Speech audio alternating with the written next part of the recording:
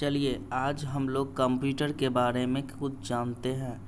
Fundamental of computer. तो computer term जो है ये 1640 में उस समय वन हु कैलकुलेट्स यानी जो कैलकुलेट्स यानी गणना का काम करते थे उसी को कंप्यूटर लिया गया। बाद में 1897 में इसको कैलकुलेटिंग मशीन कहा गया। 1945 में इसको प्रोग्रामेबल डिजिटल इलेक्ट्रॉनिक कंप्यूटर जो आज हम लोग कंप्यूटर कहते हैं। तो कंप्यूटर का डिफिनेशन इस प्रकार से हो सकता है कि computer is a programmable electronic machine design to take input, perform prescribed arithmetic and logical operation at fast speed and provide the output of these operation. यानी हम लोग कंप्यूटर बोल सकते हैं कि ये इलेक्ट्रॉनिक डिवाइस या मशीन है जो डेटा को मीनिंगफुल इन्फॉर्मेशन में चेंज करता है उस पर वर्क करने के बाद। तो ये मशीन इस प्रकार से डिज़ाइन किया गया है कि इसमें जो भी डेटा इनपुट करते हैं फिर उसको प्रोसेसिंग करने के दौरान अर्थमेटिक एंड लॉजिकल ऑपरेशन का यूज करते हुए फास्ट स्पीड में फिर आउटपुट रिजल्ट प्रोवाइड करवाता है। तो कंप्यूटर टर्म को हम लोग इस प्रकार से भी याद रख सकते हैं कि common operating machine purposely used for technology and educational research. C से हम लोग कॉमन याद रखेंगे, ओ से ऑपरेटिंग, एम से मशीन, पी से प्रपोजली या पर्टिकुलर भी होता है, यू से used for technology and educational research. हालांकि ये फुल फॉर्म नहीं है कंप्यूटर का, आप ऐसे ही टर्म को इसको याद रख सकते हैं। The term computer is derived from the Latin word compute. Computer word जो है ये कंप्यूट से आया है जिसका मतलब होता है टू कैलकुलेट यानी टू काउंट यानी गणना करना। तो इसको हम लोग अदर वर्ड्स में कह सकते हैं कि a computer is a device that perform computation यानी जो गणना का काम करे उसको हम लोग कंप्यूटर कह सकते हैं। तो फर्स्ट मैकेनिकल कंप्यूटर डिजाइन किया गया था 1837 में चार्ल्स बेबेज के द्वारा, जिसको एनालिटिकल इंजन कहा गया। इसीलिए चार्ल्स बेबेज को फादर ऑफ द कंप्यूटर के बारे में जान जाता है। एनालिटिकल इंजन जो था ये फर्स्ट जनरल पर्पस के लिए कंप्यूटर बनाया गया था। यहाँ ये चार्ल्स बेबेज हो गया और उसी का ये कंप्यूटर हो गया एनालिटिकल इंजन। अब हम लोग कंप्यूटर का जो दो मेन कंपोनेंट्स होता है सॉफ्टवेयर एक हार्डवेयर, उसके बारे में समझते हैं। तो सॉफ्टवेयर क्या होता है? एक ग्रुप है प्रोग्रामिंग का जो इंस्ट्रक्शन डिजाइन किया जाता है कंप्यूटर को काम करने के लिए, स्पेसिफिक कोई टास्क के लिए, तो उसी को क्या बोलते हैं? सॉफ्टवेयर। तो कंप्यूटर सिस्टम जो होता है यूजलेस विदाउट सॉफ्टवेयर, यानी यदि सॉफ्टवेयर यदि नहीं रहेगा तो कंप्यूटर कोई काम का नहीं रहेगा। तो ये दो टाइप से कंप्यूटर सॉफ्टवेयर होता है, एक सिस्टम सॉफ्टवेयर होता है, एक एप्लीकेशन सॉफ्टवेयर होता है। तो सिस्टम सॉफ्टवेयर हो गया वो कनेक्ट करता है यूजर को हार्डवेयर और कंप्यूटर को एक दूसरे से इंटरेक्ट करवाता है। और सिस्टम सॉफ्टवेयर जो है प्रोवाइड करवाता है बेसिक फंक्शनलिटी को जो ऑपरेट का करने के लिए रिक्वायर्ड होता है, ऑपरेट यानी कंप्यूटर को चलाने के लिए रिक्वायर्ड होता है।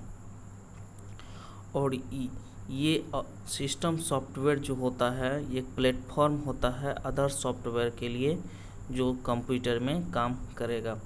System software run in the background, यानी कोई भी सॉफ्टवेयर तभी काम करेगा जब कंप्यूटर के अंदर में सिस्टम सॉफ्टवेयर रहेगा बैकग्राउंड में। तो एग्जांपल में ऑपरेटिंग सिस्टम सॉफ्टवेयर का जैसे विंडोज होता है, लिनक्स हो गया, एंड्रॉयड हो गया, डिवाइस ड्राइवर हो गया, फर्मवेयर हो गया एंड यूटिलिटी सॉफ्टवेयर हो गया, ये सब है ऑपरेटिंग सिस्टम सॉफ्टवेयर का एग्जांपल हो गया। ख़ासतौर पर विंडोज जो होता है ज़्यादा पॉपुलर है। तो एप्लीकेशन सॉफ्टवेयर के बारे में समझते हैं। तो एप्लीकेशन सॉफ्टवेयर जो होता है कस्टमाइज सॉफ्टवेयर होता है, डिजाइन फॉर पर्सनल यूज के लिए। ये सॉफ्टवेयर जो होता है हेल्प करता है यूज़र को परफॉर्मिंग बेसिक टास्क के लिए, जैसे online research, setting and alarm design करने के लिए, प्लेइंग गेम्स बनाने के लिए। तो एप्लीकेशन सॉफ्टवेयर रन जो करता है front end and mostly used by the end user, तो इसलिए इसको इंड यूजर प्रोग्राम भी कहते हैं। इसका एग्जांपल जैसे वर्ड प्रोसेसर सॉफ्टवेयर हो गया, माइक्रोसॉफ्ट का Word, Microsoft Excel, PowerPoint, Access, ये सब इसी में आ जाएगा। Multimedia software, web browser, graphics software, Photoshop software है। इसी प्रकार से ये सब क्या हो जाएगा, एप्लीकेशन सॉफ्टवेयर में आएगा। उसके बाद हम लोग कंप्यूटर का दूसरा कंपोनेंट जो हार्डवेयर होता है उसको समझते हैं। तो कंप्यूटर का हार्डवेयर हो गया फिजिकल कंपोनेंट, है ना, पार्ट जो ज्वाइंट होता है कंप्यूटर सिस्टम में। ये डिफरेंट टाइप का हार्डवेयर होता है, डिपेंड करता है उसका स्ट्रक्चर पर, कंप्यूटर सिस्टम का स्ट्रक्चर कैसा है। तो hardware can be install inside और outside of the computer physical body. तो एक कंप्यूटर का स्ट्रक्चर पर डिपेंड करेगा, और हार्डवेयर जो इंस्टॉल होता है कंप्यूटर के बाहर भी और अंदर भी, फिजिकल, है ना, फिजिकल बॉडी के अंदर में।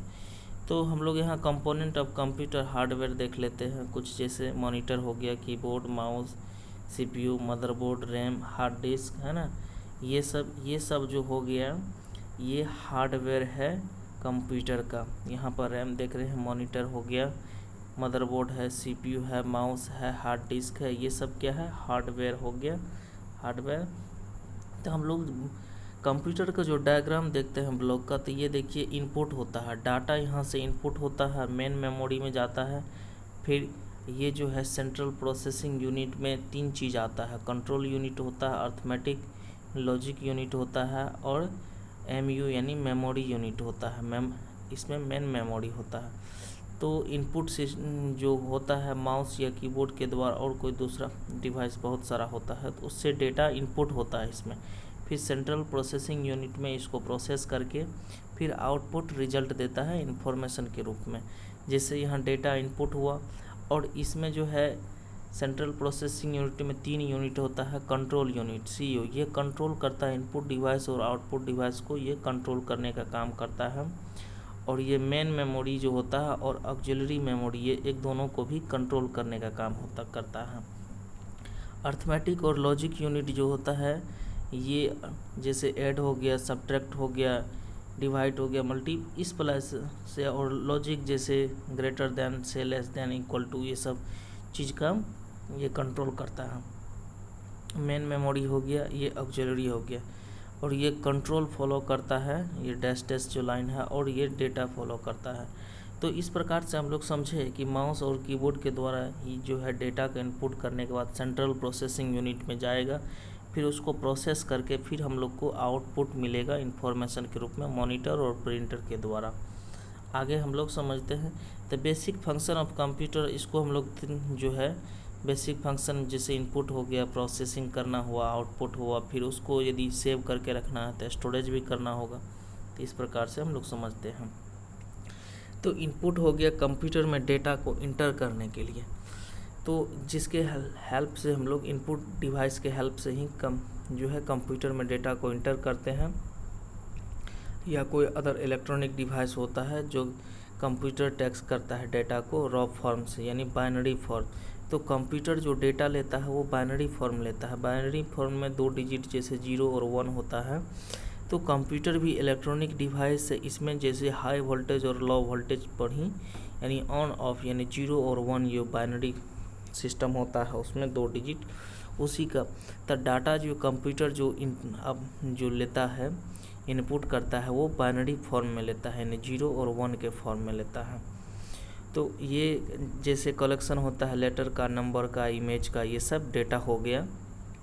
तो इनपुट डिवाइस जो है कन्वर्ट कर देता है डेटा को बाइनरी फॉर्म में, फिर ये जो है कंप्यूटर रीड कर लेता है डेटा को। तो इनपुट डिवाइस का काम क्या होता है, लेटर, नंबर, इमेज, ये सब जो भी कुछ डालते हैं, वो इनपुट डिवाइस इस डेटा को कन्वर्ट कर देता है बाइनरी फॉर्म में। तब इस कंप्यूटर जो होता है फिर ये डेटा को रीड करता है।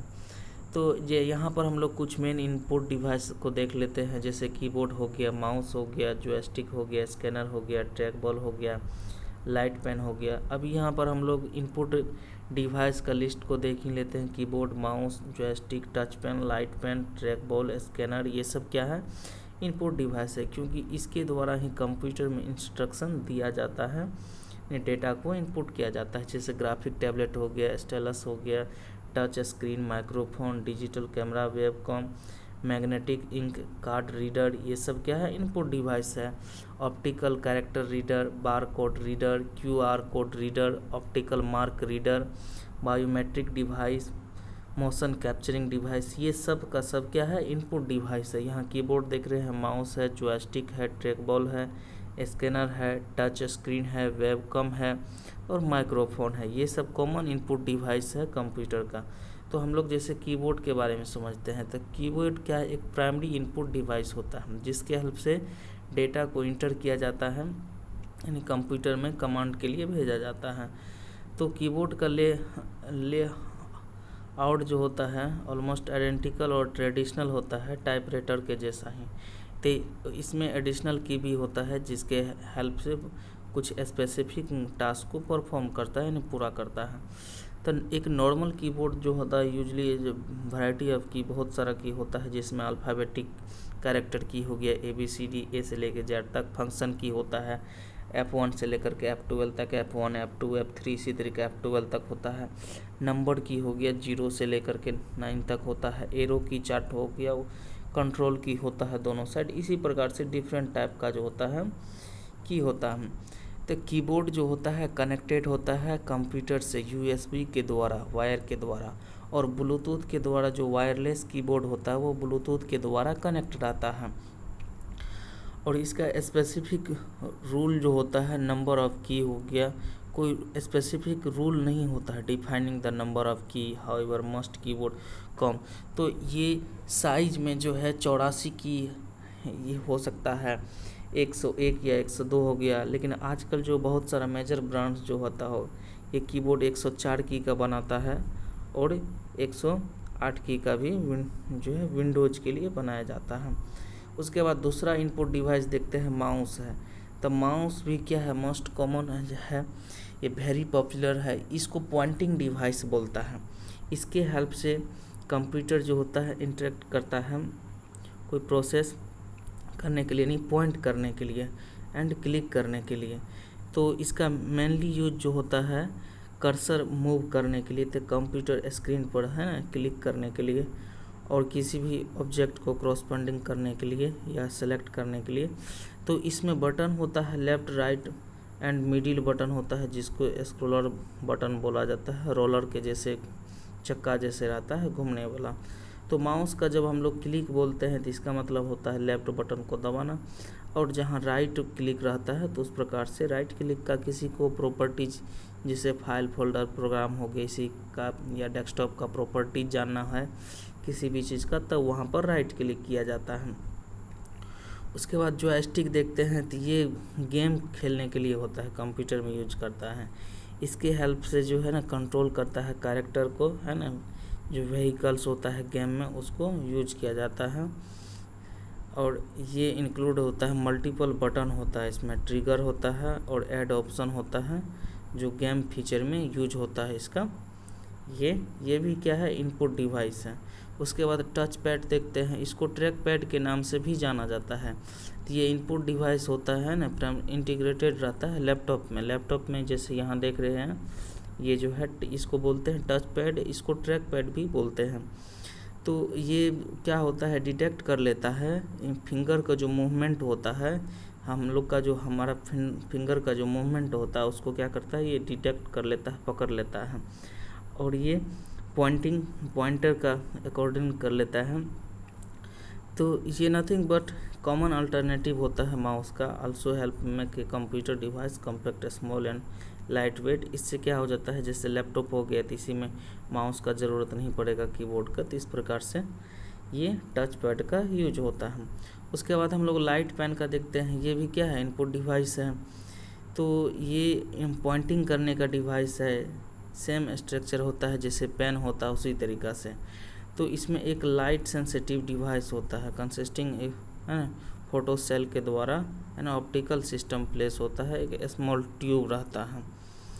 और मेनली इसका यूज जो होता है ना सिलेक्ट ऑन स्क्रीन आइटम होता है, ड्रॉ करने के लिए, पिक्चर करने के लिए, राइट इंडिपेंडेंटली डॉक्यूमेंट फाइल है ना कंप्यूटर में यूज होता है स्क्रीन पर, उसी पर इसका लाइट पेन का यूज होता है। अब देखते हैं ट्रैक बॉल, ये भी क्या है इनपुट डिवाइस है, ये भी पॉइंटिंग का डिवाइस ही है ना यूज करता है, ये परफॉर्म सिमिलर टास्क करता है जैसे माउस के जो है ना उसी तरीक़ा से। तो ये मैकेनिकल स्ट्रक्चर जो होता है डिफरेंट फॉर्म का होता है माउस से, unlike mouse the track ball है ना the does not need to move around the surface. और ये ट्रैक बॉल को ये जिस तरीक़ा से माउस को सरफेस पर ड्रैग करना पड़ता है, मूव करना पड़ता है, तो यहाँ मूव नहीं करना पड़ता, बस इसी पर रख करके फिंगर को जो है ना ट्रैक बॉल की तरह इस पर जो है मूव किया जाता है। और ये जो यूजर का जो रोटेट होता है ये बॉल है ना टर्निंग द फिंगर, ये फिंगर इस पर रख करके इस तरीक़ा से करते हैं। तो the ball insert half way into A instrument and may contain various shape जैसे बॉल स्क्वायर बटन, ये डिफरेंट शेप कराता है। उसके बाद स्कैनर होता है, तो ये भी एक प्रकार से एसेंशियल इनपुट डिवाइस होता है। और ये क्या करता है कि हार्ड कॉपी वाला जो डॉक्यूमेंट होता है उसको कन्वर्ट कर देता है डिजिटल फाइल के रूप में, जैसे जेपीजी के रूप में, पीएनजी, पीडीएफ यदि चेंज करना होता है। तो ये बेसिकली क्या होता है कि जो ऑप्टिकल टेक्नोलॉजी के काम करता है, और ये कैरेक्टर और पिक्चर जो रहता है पेपर में हार्ड कॉपी पर उसको ये रीड कर लेता है, फिर रीड करके इसको ट्रांसफ़र कर देता है कंप्यूटर का ड्राइव में फिर फर्दर इसका मैनिपुलेशन हो जाता है। फिर जैसे इसका इमेज हो गया स्कैन करके इमेज है ना फिर सेव करके फिर उसको एडिट करके हम लोग जो है पेंट करके फिर जैसा हम लोग जिस प्रकार से चाहेंगे उस प्रकार से कर सकते हैं। या ऐसे हम कर सकते हैं जैसे कोई हार्ड कॉपी है उसका यदि पीडीएफ बनाना है तो उसको क्या कर लेंगे स्कैनर से स्कैन कर लेंगे। ये भी इनपुट डिवाइस था। अब ग्राफिक टैबलेट देखते हैं, ये भी क्या है इनपुट डिवाइस है। इसको डिजिटाइजर के रूप में जाना जाता है। ये प्राइमरी यूज होता है, डिजिटली यूज होता है। ट्रांसफॉर्मर हेड है ना ट्रांसफॉर्म करता है हैंड ड्रॉन है ना एट वर्क, जैसे पीएनजी हो गया, जेपीजी हो गया। तो ये भी क्या है इनपुट डिवाइस होता है और इसका फ्लैट सरफेस होता है। और ये जो इसको स्टाइलस जो होता है इसके द्वारा यूज किया जाता है। स्टाइलस टू ड्रॉ ग्राफिक होता है ना सरफेस पर, लाइक ये जो है स्टाइलस है इसके द्वारा। ये जैसे पेंसिल होता है ना पेपर पर जैसे पेंसिल और पेन का यूज करते हैं उसी प्रकार से ग्राफिक टैबलेट यही हो गया स्टाइलस है ना। स्टाइलस जो है इनपुट डिवाइस होता है, ये ड्रॉ करता है और राइट भी करता है सरफेस, जैसे डिजिटाइजर्स जो होता है यानी टच स्क्रीन होता है ना। तो टच स्क्रीन में यही पैड्स हो गया। फिर जैसे आजकल आदमी जो है यूजिंग स्मार्टफोन में यूज करता है, टैबलेट में करता है ना स्टैंड, ये फिंगर के का ही काम कर लेता है कि ये जो है बेटर एक्यूरेसी होता है एंड प्रिवेंट ऑयल होता है और स्क्रैचलेस होता है, नहीं इसमें सरफेस पर कोई स्क्रैच नहीं लगता है। तो इस प्रकार से जैसे डिवाइस पर जैसे टच स्क्रीन हो गया इसमें जो यूजर का फिंगर काम करता है, तो इस प्रकार से स्टाइलस के द्वारा किया जा सकता है। उसके बाद देखते हैं क्या है कि टच स्क्रीन, ये इसका भी बहुत ज़्यादा यूज होता है। जैसे पोर्टेबल डिवाइस हो गया, स्मार्टफोन हो गया, नोटबुक हो गया, टैबलेट हो गया, लैपटॉप हो गया, ये टच स्क्रीन है ना, ये यूजर को इनपुट काम करने का है ना, यानी कोई भी यदि मूविंग करना है, कॉपी करना है ऑब्जेक्ट का, तो इसमें जो है परफॉर्म करता है टास्क को यूजिंग ओनली देयर फिंगर और स्टाइलस के द्वारा। फिंगर के द्वारा ये स्टाइलस जो यहाँ पर दिख रहे हैं इसके द्वारा इसमें काम करता है। तो इस प्रकार से ये टच स्क्रीन हो गया, ये क्या है इनपुट डिवाइस है। इसका यूज जैसे स्मार्टफोन, नोटबुक, टैबलेट, लैपटॉप वगैरह में होता है। उसके बाद हम लोग देखते हैं माइक्रोफोन, ये भी क्या है इनपुट डिवाइस है। इसको माइक के नाम से जाना जाता है ना।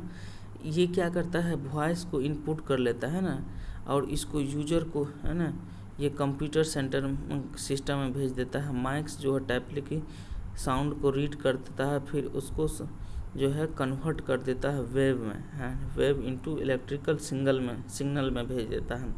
फिर ये सिग्नल फर्दर कन्वर्ट हो जाता है डिजिटल फॉर्म में और स्टोर हो जाता है कंप्यूटर में। तो इस प्रकार से माइक्रोफोन यानी माइक कौन सा डिवाइस हो गया, इनपुट डिवाइस हो गया। अब देखते हैं डिजिटल कैमरा। तो डिजिटल कैमरा भी क्या है, ये है इनपुट डिवाइस है। ये जो इमेज को या वीडियो को कैप्चर करके फिर इसको डिजिटल फॉर्म में चेंज कर देता है।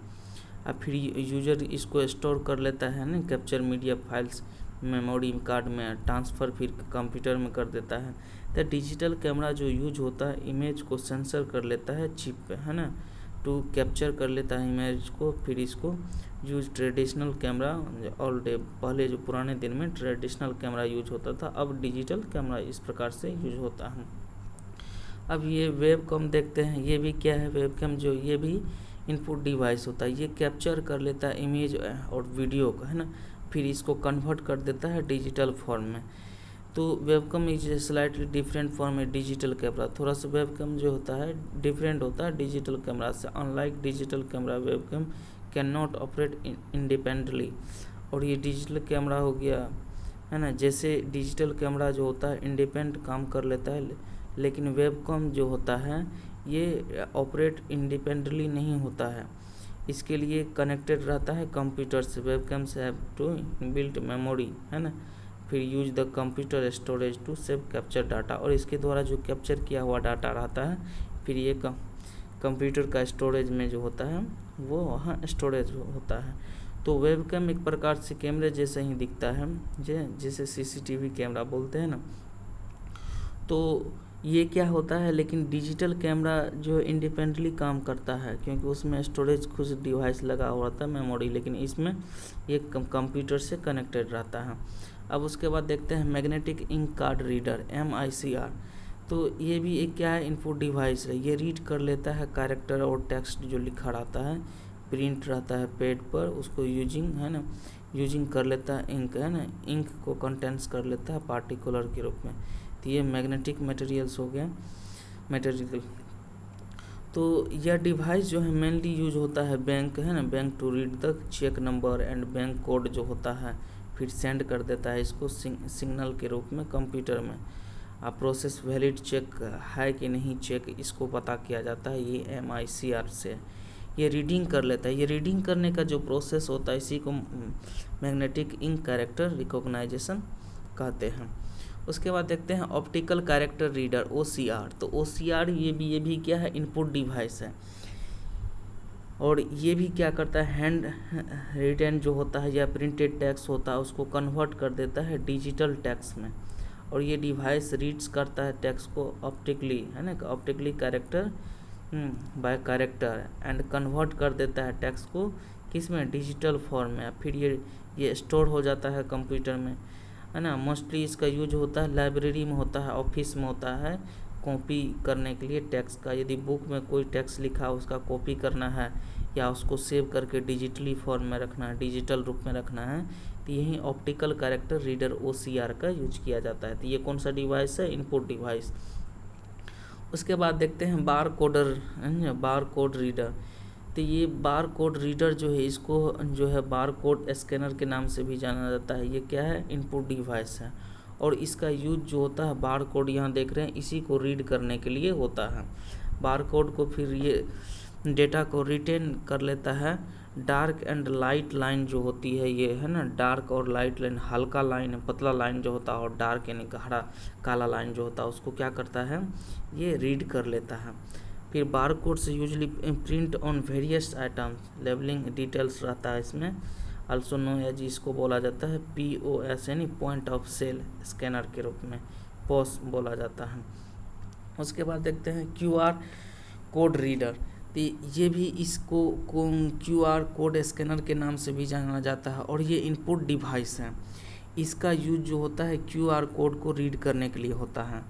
और ये QR कोड जो होता है कंप्यूटर जनरेटेड होता है, एक पैटर्न होता है जिसमें स्टोर और होल्ड करता है मॉडेस्ट अमाउंट ऑफ डाटा को। फिर ये do not require database to store information separately, और इसको कोई ज़रूरत नहीं होता है डेटाबेस के को जो इंफॉर्मेशन को स्टोर करेगा सेपरेटली अलग से। तो QR कोड जो रीडर होता है ये ऑलमोस्ट आइडेंटिकल फंक्शनलिटीज होता है बार कोड रीडर्स। तो ये समझे, ये भी क्या था, इनपुट डिवाइस। अब देखते हैं ऑप्टिकल मार्क रीडर OMR, ये भी क्या इनपुट डिवाइस है। ऑब्वियसली इसका scan and the paper identify the mark create using a pencil and pen. यदि पेपर पे यदि पेन या पेंसिल से कोई मार्क बनाया हुआ है तो मेनली इसको जो यूज की है ना, उसी को वेरीफाई करने के लिए यूज होता है। तो जैसे आंसर शीट होता है OMR शीट, तो उस पर जो पेंसिल से या पेन से जो मार्क किया जाता है, उसी को जैसे मल्टीपल चॉइस क्वेश्चन होता है उसमें जो रंगा जाता है, तो उसी को काउंट करने के लिए जो होता है OMR यानी ऑप्टिकल मार्क रीडर का यूज किया जाता है। ये भी इनपुट डिवाइस है। उसके बाद देखते हैं बायोमेट्रिक डिवाइस। तो बायोमेट्रिक डिवाइस ये यूज होता है इनपुट करने के लिए पर्सन का जो स्कैन डाटा बेस रहेगा। ये बायोलॉजिकल कैरेक्टरिस्टिक्स होता है और फेशियल स्ट्रक्चर भी होता है, फिंगरप्रिंट होता है, आई कॉर्निया भी होता है, तो डिफरेंट टाइप का होता है। Most modern smartphone come with the feature face unlock, finger print unlock, making them A biometric device होता है। अभी जैसे स्मार्टफोन में देख रहे हैं फिंगरप्रिंट अनलॉक है या फेस का जो अनलॉक है, तो ये क्या है, बायोमेट्रिक इसमें डिवाइस है। ये भी इनपुट डिवाइस होता है और ये पर्सन का जो स्कैन कर लेता है डेटा को, तो पहले से ये क्या होना चाहिए, इसमें पहले से उस पर्सन का स्कैन किया हुआ डाटा रहना चाहिए। बायोलॉजिकल कैरेक्टरिस्टिक यानी फेस का स्ट्रक्चर, फेशियल स्ट्रक्चर या फिंगरप्रिंट या आई का आँख का जो कॉर्निया है उसका, ये चीज़ उसके अंदर में पहले से स्कैन किया हुआ रहना चाहिए, तभी ये फिर वेरीफाई कर पाएगा इस। तो ये भी क्या है, इनपुट डिवाइस। उसके बाद देखते हैं मोशन कैप्चरिंग डिवाइस। तो ये डिवाइस जो होता है ह्यूमन मूवमेंट जो होता है उसको डिटेक्ट कर लेता है, फिर ये सेंड कर देता है, इनपुट है ना, कंप्यूटर में भेज देता है यानी इनपुट कर देता है। तो ये डिवाइस मोस्टली यूज होता है एडवांस गेमिंग सेटअप के लिए, है ना, एडवांस गेमिंग सेटअप के लिए यूज होता है। All player to play game by moving their body parts. और इसमें प्लेयर जो होता है एडवांस गेम जब खेलता है तो अपना जो बॉडी पार्ट्स होता है उसी को मूव करता है ना, उसी के अनुसार अकॉर्डिंग वो काम करता है। ये टेक्निक आल्सो बेनिफिशियल होता है एनिमेशन और रोबोटिक्स में, यानी एनिमेशन में और रोबोटिक्स में इस टेक्निक का यूज किया जाता है। उसके बाद देखते हैं कि अब दूसरा चीज़, इनपुट डिवाइस कंप्लीट हो गया है इनपुट यूनिट का। दूसरा काम क्या होता था कंप्यूटर में, अब प्रोसेसिंग करता है। तब प्रोसेसिंग भी एक फंक्शनलिटी काम होता है कंप्यूटर सिस्टम का, और ये इंटरनल प्रोसेस होता है यानी आंतरिक प्रक्रिया होता है जहाँ पर डेटा को प्रोसेस किया जाता है अकॉर्डिंग टू द इंस्ट्रक्शन। जो कंप्यूटर को इंस्ट्रक्शन दिया गया था उसी के अनुसार डेटा को क्या करता है, प्रोसेस करता है। तो डेटा जो एक्यूट स्क्वेंटली होता है सेंड फिर फर्दर प्रोसेसिंग के लिए भेजा जाता है। तो प्रोसेसिंग का जो स्पीड होता है वेरी डिफरेंट कंप्यूटर सिस्टम है ना, स्पीड मेनली डिपेंड्स करता है फैक्टर पर, जैसे उसका कंप्यूटर का मदरबोर्ड कैसा है, CPU यानी सेंट्रल प्रोसेसिंग यूनिट कैसा है, उसमें रैम कितना का है। ये रैम जो होता है रैंडम एक्सेस मेमोरी, और इसी पर यूज करता है। यानी कंप्यूटर में प्रोसेसिंग स्पीड किस चीज़ पर डिपेंड करता है, मदरबोर्ड पर, CPU पर और रैम पर डिपेंड करता है। तो कंप्यूटर सिस्टम जो होता है कॉम्बिनेशन 3 कंपोनेंट्स, जैसे इनपुट यूनिट होता है, इनपुट डिवाइस अभी पढ़ रहे थे, उसके बाद CPU यानी सेंट्रल प्रोसेसिंग यूनिट देखें, और क्या होता है तीसरा में आउटपुट यूनिट होता है। ये देख रहे हैं इनपुट हो रहा है माउस और कीबोर्ड से डेटा को, ये सेंट्रल प्रोसेसिंग है ना, इसमें 3 यूनिट हो गया, कंट्रोल यूनिट हो गया, अर्थमेटिक एंड लॉजिक यूनिट हो गया, मेमोरी यूनिट हो गया। फिर ये सब काम करके तब फिर इंफॉर्मेशन देता है आउटपुट यूनिट यानी मॉनिटर और प्रिंटर के द्वारा। तो कंट्रोल यूनिट क्या होता है, ये नेम सजेस्ट करता है control unit of A CPU को, है ना। तो कंट्रोल्स ऑल एक्टिविटी यानी जितना भी एक्टिविटी या जो भी कुछ ऑपरेशन होता है कंप्यूटर में, सबके लिए रिस्पॉन्सिबल कौन सा होता है, कंट्रोल यूनिट होता है। और कंट्रोल यूनिट ही कंट्रोलिंग का काम करता है इनपुट और output, memory and other device जो कनेक्टेड रहता है CPU से, सबको कंट्रोलिंग करने का काम कौन करता है, कंट्रोल यूनिट CU। अब देखते हैं अर्थमेटिक लॉजिक यूनिट क्या होता है। तो ये डेटा जो इनपुटेड होता है, इनपुट क्या रहता है इनपुट डिवाइस के द्वारा, ये store in primary storage unit में रहता है। तो ये अर्थमेटिक लॉजिक यूनिट ALU ये परफॉर्म करता है अर्थमेटिक एंड लॉजिकल ऑपरेशन के लिए। जैसे अर्थमेटिक यूनिट कंट्रोल करता है सिंपल ऑपरेशन जैसे सच एडिशन हो गया, ऐड, सब्ट्रैक्शन, डिवीजन, मल्टीप्लिकेशन, ये अर्थमेटिक यूनिट ही कंट्रोल करता है इसको। और ऑन अदर साइड जैसे लॉजिकल यूनिट में कंट्रोल होता है लॉजिकल ऑपरेशन के लिए, है ना, जैसे एंड हो गया, और हो गया, equal, greater than, less than, ये सब के लिए भी ALU यानी अर्थमेटिक लॉजिक यूनिट ही कंट्रोल करता है। Apart from it logic unit also responsible for performing several other operation. और एक प्रकार से देखा जाए तो ALU और दूसरा जैसे कुछ रिस्पॉन्सिबल परफॉर्मिंग होता है ऑपरेशन, उसको कंपेयर करना, सेलेक्टिंग करना, मैचिंग करना, फिर मर्जिंग करना डेटा, ये सब का काम ALU का काम होता है। उसके बाद मेमोरी यूनिट होता है, तो ये भी एसेंशियल पार्ट होता है ना, बहुत ज़रूरी होता है कंप्यूटर सिस्टम के लिए, क्योंकि ये स्टोर करता डाटा का जो होता है ना, स्टोर करने के लिए यूज किया जाता है। जैसे इंस्ट्रक्शन है ना, बिफोर एंड आफ्टर प्रोसेसिंग, यानी प्रोसेसिंग करने से पहले और प्रोसेसिंग करने के बाद जो भी इंस्ट्रक्शन मिलता है कंप्यूटर में, ये स्टोर करने का काम किस में होता है, मेमोरी यूनिट में। तो मेमोरी यूनिट ट्रांसमिट करता है इंफॉर्मेशन को फिर अदर यूनिट्स जैसे कंप्यूटर सिस्टम का जो जिसको रिक्वायर्ड यानी जिसको जो ज़रूरत होता है। तो ये दो टाइप से मेमोरी यूनिट हो जाता है। एक प्राइमरी मेमोरी होता है, तो primary memory can not store a vast amount of data, यानी प्राइमरी मेमोरी बहुत ज़्यादा मात्रा में डेटा को स्टोर नहीं करता है, और ये टेम्पररी होता है, और तभी तक ये डेटा रहेगा जब क्या होता है, इलेक्ट्रिसिटी यानी सप्लाई मिलता है। जैसे ही कंप्यूटर में पावर सप्लाई डिसकनेक्टेड हो जाता है, फिर ये डेटा जो है होता है प्राइमरी मेमोरी में ये लॉस हो जाता है। तो primary memory usually store in the input and data and immediate calculation result. तो प्राइमरी मेमोरी में ज़्यादातर यूज वैसा डाटा होता है जो इनपुट किया हो रहा था और इमीडिएट जिसका कैलकुलेशन हो रहा था रिजल्ट। तो प्राइमरी मेमोरी के नाम से भी जाना जाता है, मेन मेमोरी कहते हैं, टेम्पोररी मेमोरी कहते हैं, है ना। इसी में आगे हम लोग देखेंगे स्टोरेज डिवाइस में पढ़ेंगे रैंडम एक्सेस मेमोरी रैम के बारे में, इसका कुछ एग्जांपल है। ये सब क्या है, प्राइमरी मेमोरी है। फिर उसके बाद सेकेंडरी मेमोरी देखते हैं, तो इसका यूज जो होता है, प्राइमरी मेमोरी जो है is not possible to store data permanently for future access, यानी फ्यूचर समय के लिए जो डेटा एक्सेस करना होता है, तो प्राइमरी मेमोरी तो पॉसिबल नहीं है डेटा को परमानेंटली स्टोर करने के लिए, तो इसलिए सेकेंडरी मेमोरी का यूज होता है। ये है ना, अदर ऑप्शन स्टोर कर लेता है डेटा को परमानेंटली फ्यूचर यूज के लिए, इसलिए इसको सेकेंडरी मेमोरी बोला जाता है, या ऑक्सिलरी स्टोरेज बोला जाता है, या परमानेंट स्टोरेज बोला जाता है। तो ये डेटा को जो स्टोर करता है सेकेंडरी मेमोरी सेव कर लेता है ना, और ये पावर फेल्यूर होता है या पावर नहीं मिलता है सप्लाई, तो इससे इसको कोई फ़र्क नहीं पड़ता है। इसका एग्जांपल जैसे हार्ड डिस्क हो गया, यूजली है ना कंसिडर्ड ए सेकेंडरी मेमोरी में यूज होता है हार्ड डिस्क, है ना, डिस्क ड्राइव यूज होता है HDD। तो सेंट्रल प्रोसेसिंग यूनिट जो परफॉर्म करता है ना कुछ मेजर, जैसे CPU कंट्रोल कर लेता है ऑल कंपोनेंट, जैसे सॉफ्टवेयर हो गया डेटा प्रोसेसिंग करने का कंप्यूटर सिस्टम में, फिर CPU टैग कर लेता है डेटा ना फ्रॉम इनपुट डिवाइस, है ना, acquisite the data and spend output to output device.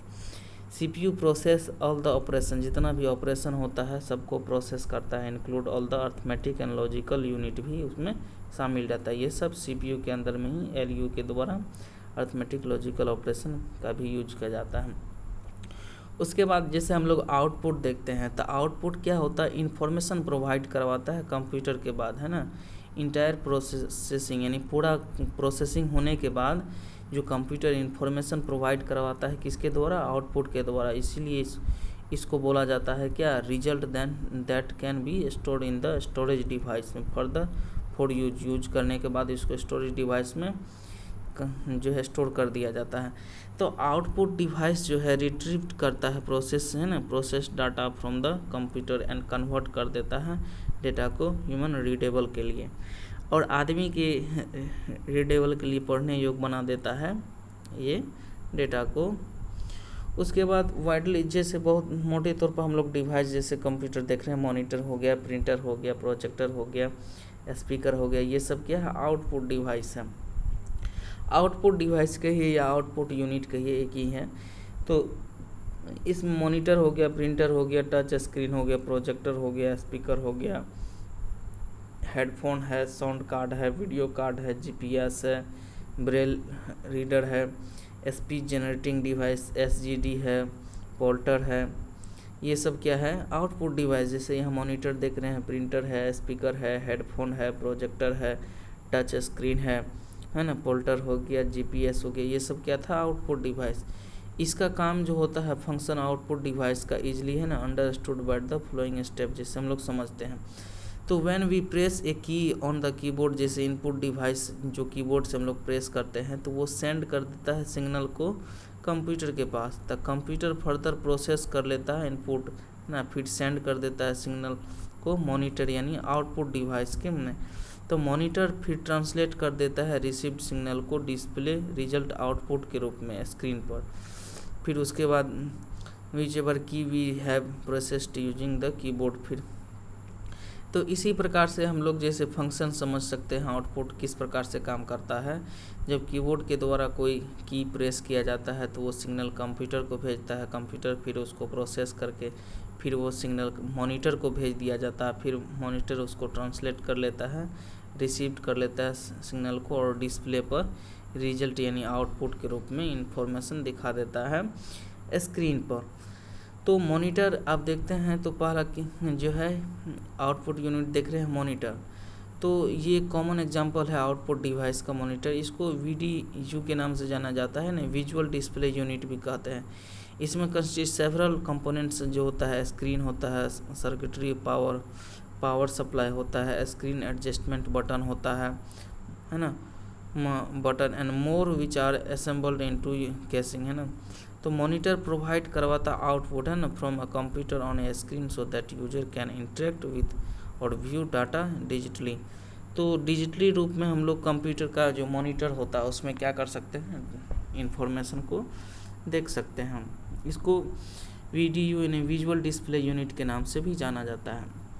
तो मॉनिटर टाइपली की प्रोवाइड जो करता है आउटपुट है ना, सिंबॉलिक हो गया, ग्राफिकल फॉर्म हो गया, generative using several small dots यानी छोटा छोटा डॉट्स के से करता है, तो उसी को क्या बोलते हैं, पिक्सल बोलते हैं। तो these pixel are usually arrange in rectangular form में रहता है, यानी ये आयताकार फॉर्म में रहता है। ये बिंदु इस प्रकार से बिंदु बिंदु छोटा छोटा रहता है ना। उसी बिंदु मिल करके जो है ना कोई सिंबॉलिक बनता है, ग्राफिकल फॉर्म बनता है, तो इसी स्मॉल डॉट्स को जो है पिक्सल के नाम से जाना जाता है।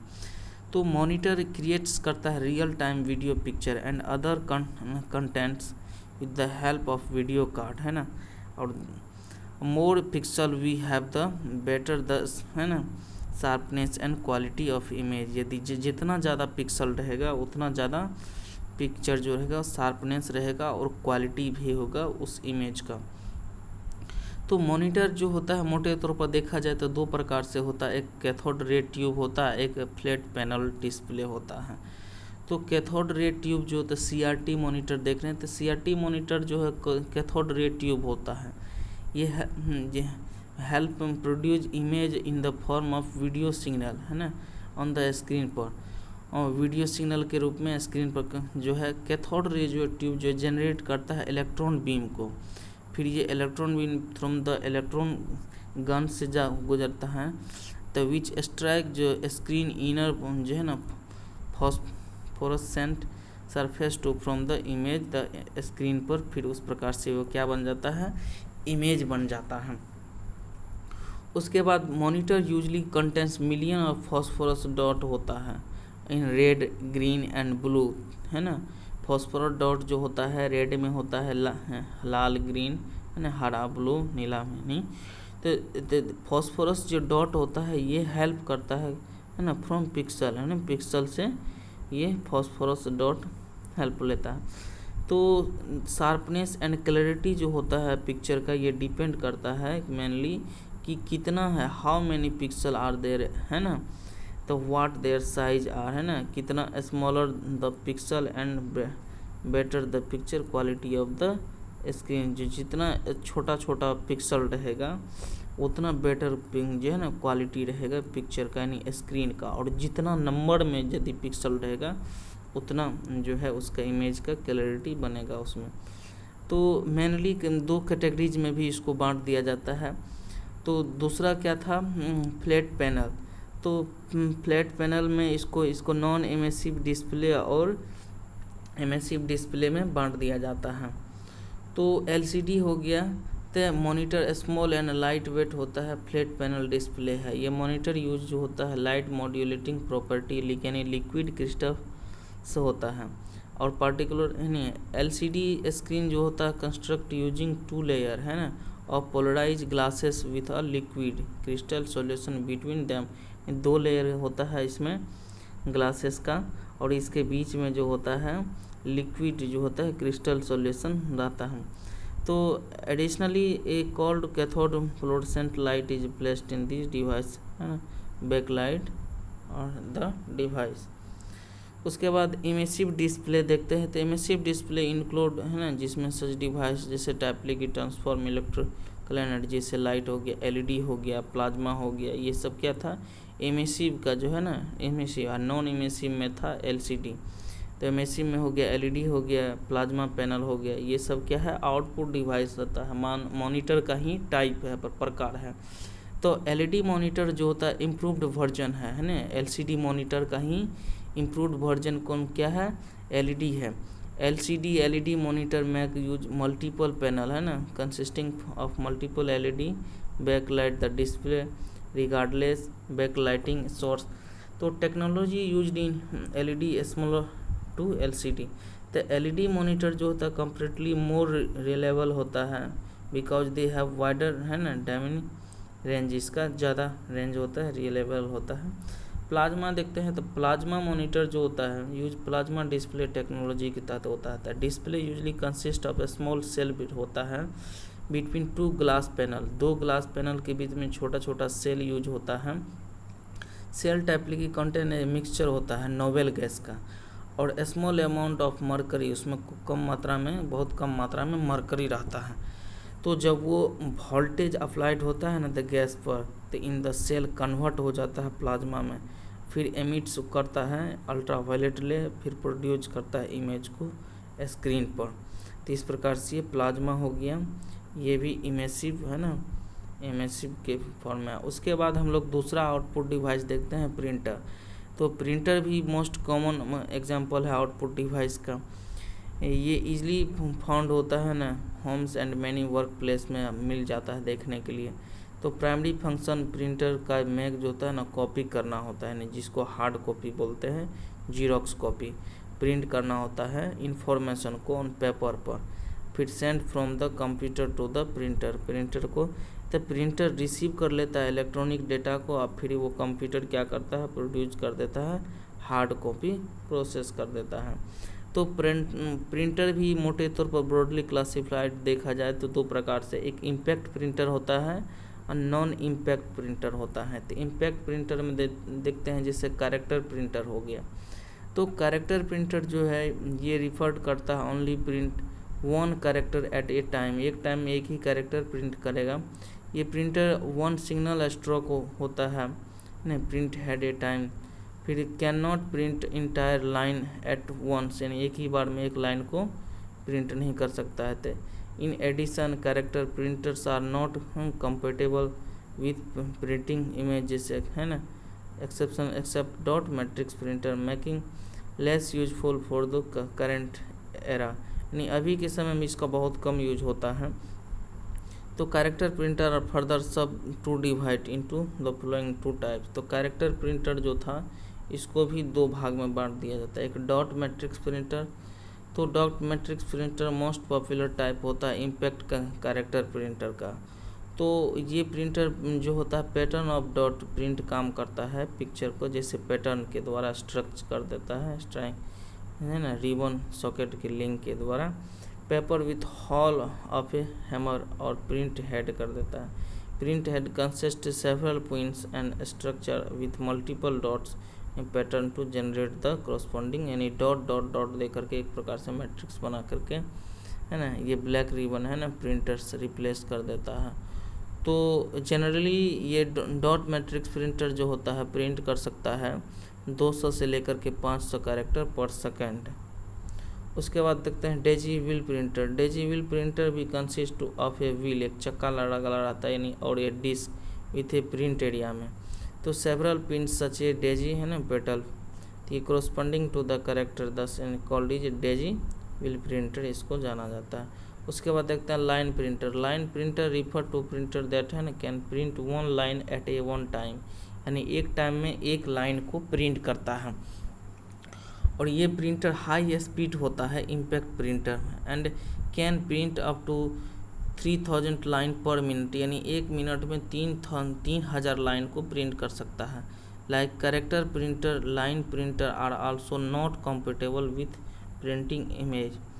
और अभी जो है करेक्टर प्रिंटर जो होता है लाइन प्रिंटर में इसको कंपेटेबल नहीं कर सकता है। तो line printer further sub to divide, line printer को भी दो भाग में बांट दिया गया है। एक ड्रम प्रिंटर होता है, तो drum printer using rotating drum that a circular band होता है सरफेस, तो ये बैंड कंटेंट्स करता है कैरेक्टर को सरफेस पर मल्टीपल हैमर्स के द्वारा। Are used printers print character from different columns of the band, और पेपर को रोल करता है अराउंड, घुमाते रहता है सरफेस ऑफ द ड्रम पर। फिर प्रिंट कमांड जो होता है ड्रम पर रोटेट करता है और हैमर स्ट्राइक के द्वारा इंक रिबन जो होता है रिस्पेक्ट डिजायर करता है कैरेक्टर का। और इस प्रकार से ड्रम प्रिंटर जो है eventually print a character on a paper, उस पर पेपर को क्या कर देता है प्रिंट कर देता है। उसके बाद चेन प्रिंटर देखते हैं, तो chain printer using a rotating chain character printer, इसका सरफेस जो होता है तो चेन रोटेट करता है हॉरिजेंटली है ना, और with the help of 2 gears, इसमें 2 गियर्स रहता है।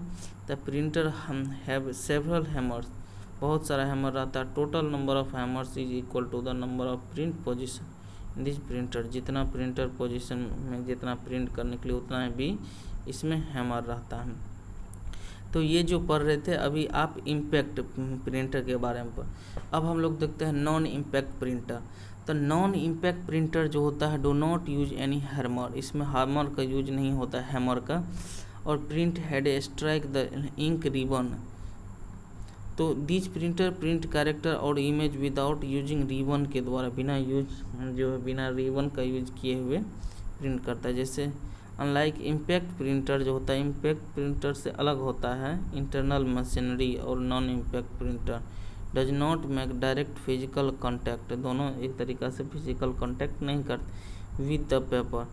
तो these type of printer usually print the entire page, पूरे पेज को एट वंस टाइम, एक ही टाइम में पूरे पेज को प्रिंट कर देता है।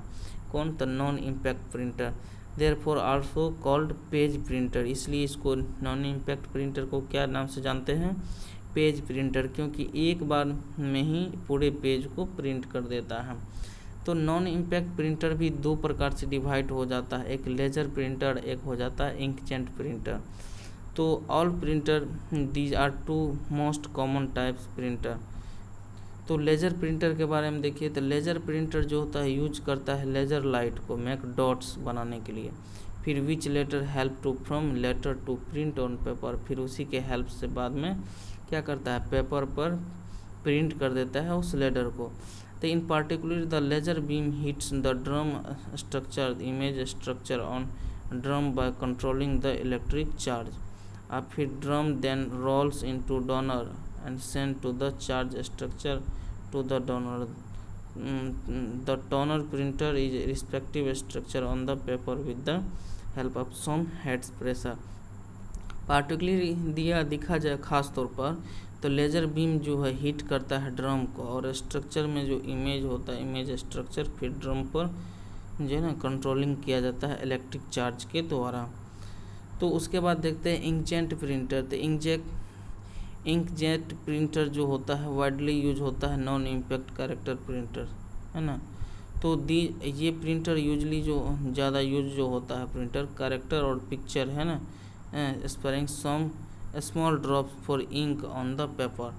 तो पेपर पर बहुत कम मात्रा में इंक को स्मॉल है ना मात्रा में ड्रॉप करता है। फिर ये ड्रॉपलेट्स जो प्लेस्ड थ्रो इलेक्ट्रिक फील्ड जो है ना इलेक्ट्रिक फील्ड दैट कंट्रोल कर लेता है spray to print the appropriate character और इमेज जैसे रहता है, फिर उसको क्या करता है इलेक्ट्रिक फील्ड ये कंट्रोल कर देता है, फिर स्प्रे कर देता है प्रिंट, है ना, जो अप्रोप्रिएट कैरेक्टर्स जैसा या इमेज जैसा रहता है उसी पर क्या कर देता है स्प्रे कर देता है। अब उसके बाद देखते हैं नेक्स्ट जो है आउटपुट डिवाइस टच स्क्रीन। तो टच स्क्रीन इनपुट डिवाइस भी था, आउटपुट डिवाइस भी है। तो इसको हम लोग वेरियस डिवाइस जैसे यूज करते हैं, पोर्टेबल डिवाइस जैसे थिन हो गया, लाइट वेट पैनल हो गया, डेवलप करते हैं। Receive output from a computer. Particular touch screen is a touch sensitive surface होता है, ये मॉनिटर है ना, दैट कैन डिस्प्ले विजुअल और ग्राफिक्स। जैसे मॉनिटर पर हम लोग को विजुअल देखना है, ग्राफिक देखना है, तो ये टच स्क्रीन। इसके बाद देखते हैं प्रोजेक्टर। ये भी क्या है, आउटपुट डिवाइस है। ये रिसीव कर लेता है इमेज को कंप्यूटर से, फिर ये ट्रांसफ़र कर देता है कंप्यूटर इमेज को वॉल यानी दीवार पर या सरफेस पर, यानी प्रोजेक्शन स्क्रीन काम करता है। स्पेसिफिकली देखा जाए तो computer first send to signal to the video. तो कंप्यूटर पहले सेंड कर देता है वीडियो को सिग्नल के कार्ड, है ना, सिग्नल को वीडियो कार्ड में भेजता है, और फिर उसको ट्रांसमिट कर देता है सिग्नल को प्रोजेक्टर को, फिर प्रोजेक्टर इमेज को सरफेस पर दिखाने का काम करता है, यानी सतह पर। उसके बाद देखते हैं नेक्स्ट आउटपुट डिवाइस जो है स्पीकर है। तो स्पीकर ये मोस्ट कॉमन आउटपुट डिवाइस है। ये कंप्यूटर जो अचीव करता है ना, ऑडियो। तो computer speaker usually receive signal, है ना, कंप्यूटर स्पीकर जो होता है रिसीव कर लेता है सिग्नल को फ्रॉम द साउंड कार्ड से, फिर कन्वर्ट कर देता है ऑडियो में। तो साउंड कार्ड से जो है सिग्नल के रूप में रिसीव करता है, और फिर इसको कन्वर्ट कर देता है ऑडियो में। ये कौन काम करता है, स्पीकर। तो इसलिए स्पीकर को आउटपुट डिवाइस बोलते हैं। तो स्पीकर यूज इंटरनल एम्पलीफायर्स होता है that vibrate at different frequency to increase decrease volume and amplitude of the sound per choice the user. तो स्पीकर जो होता है, जो इसका इंटरनल एम्पलीफायर होता है जो वाइब्रेट और डिफरेंट फ्रीक्वेंसी का होता है, जिसमें हम लोग इंक्रीज एंड डिक्रीज यानी वॉल्यूम को, आवाज़ को ज़्यादा या कम कर सकते हैं एम्पलीट्यूड के द्वारा। उसके बाद देखते हैं हेडफोन। तो हेडफोन को भी हम लोग एयरफोन के नाम से भी जानते हैं। ये भी क्या है, आउटपुट डिवाइस है, और ये सॉल्यूशन काम करता है, ऑडियो को सुनने का काम करता है कंप्यूटर से। तो ये डिवाइस मैनुअली यूज होता है ऑडियो को प्राइवेटली या विदाउट डिस्टर्बिंग के द्वारा जो है अदर, है ना, दूसरा कोई के बिना डिस्टर्ब के सुनने के लिए इसका हेडफोन का यूज किया जाता है। तो headphone come in variety of size, अलग अलग साइज में होता है, डिजाइन भी होता है। Can connect with supported device via booth के द्वारा, वायर के द्वारा भी होता है, और ये वायरलेस के द्वारा होता है, और वायर के द्वारा यूएसबी पिन के द्वारा होता है, और वायरलेस ब्लूटूथ के द्वारा होता है।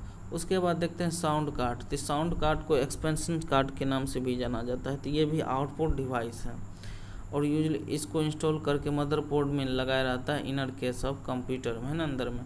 तो मेन फंक्शन जो होता है इसका साउंड कार्ड का, ये कंट्रोल करता है आउटपुट ऑफ साउंड सिग्नल को, और इनेबल डिवाइस जो है ना speaker and headphone to function. फिर यहीं साउंड कार्ड से ही स्पीकर हो गया, हेडफोन हो गया, फिर यहीं से फंक्शन करता है। उसके बाद देखते हैं video card.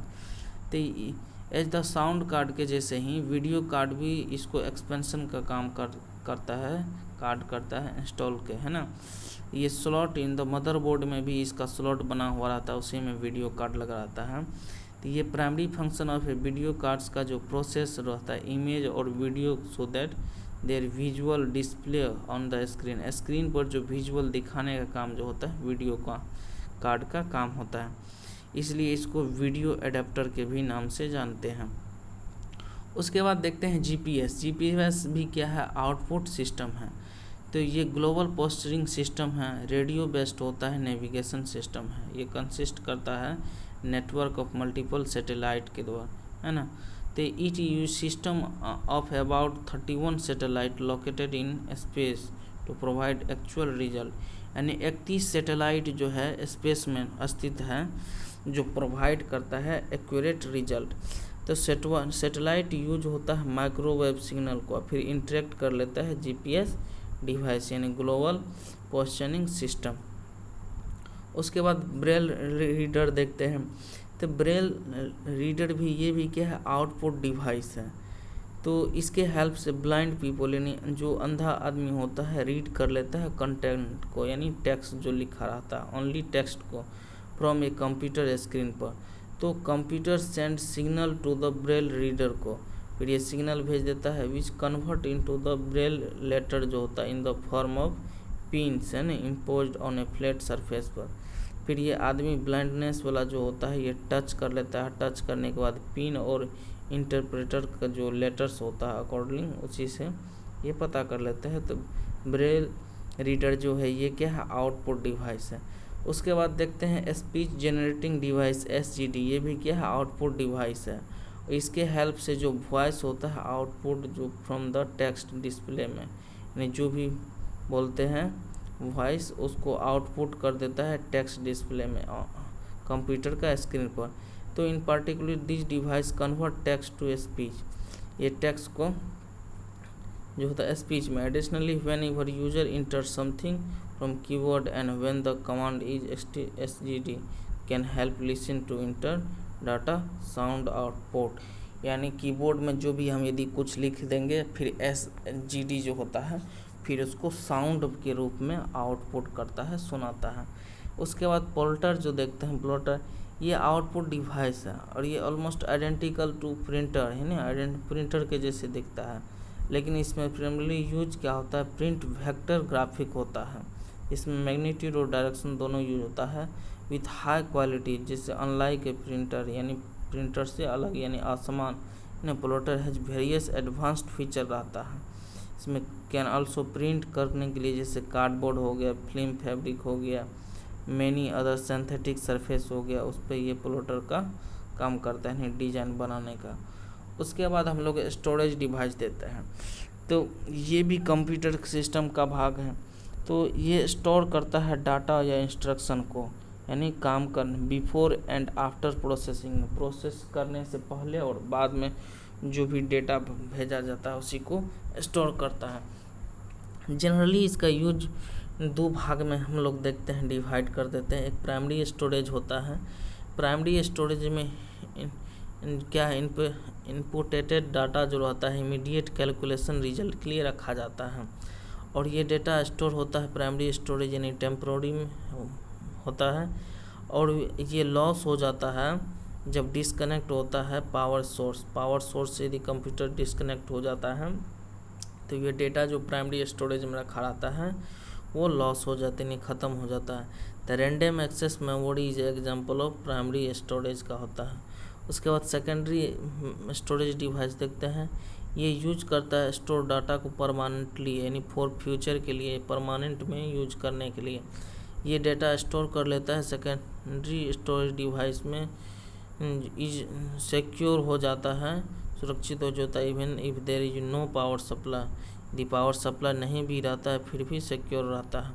Hard disk drive जो होता है HDD, ये वाइडली यूज होता है सेकेंडरी स्टोरेज, मोटे तौर पर ज़्यादा तौर पर हार्ड डिस्क ड्राइव ही यूज होता है सेकेंडरी स्टोरेज के लिए। अब हम लोग यहाँ पर कंप्यूटर मेमोरी के बारे में समझते हैं। तो मेमोरी क्या हो जाता है एसेंशियल पार्ट हो जाता है कंप्यूटर का, क्योंकि ये कंप्यूटर जो होता है can not process any task without it, यानी बिना मेमोरी का कोई भी कंप्यूटर कोई टास्क को क्या करेगा प्रोसेस ही नहीं करेगा। तो मेमोरी यूज कर लेता है स्टोर डाटा और इंस्ट्रक्शन को for performing specific task on the computer system, computer system में जो भी इंस्ट्रक्शन दिया जाता है उसके अनुसार।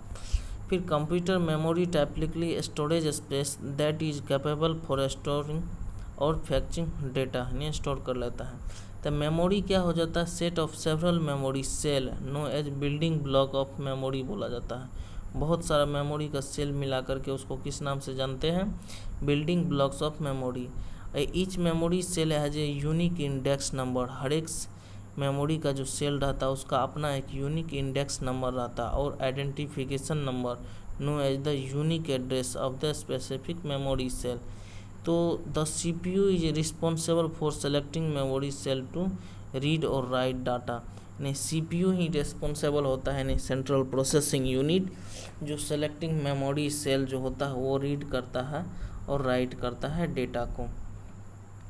परफॉर्म करता है computer system depend on the memory and CPU, है ना। CPU can not store program और a large set of data.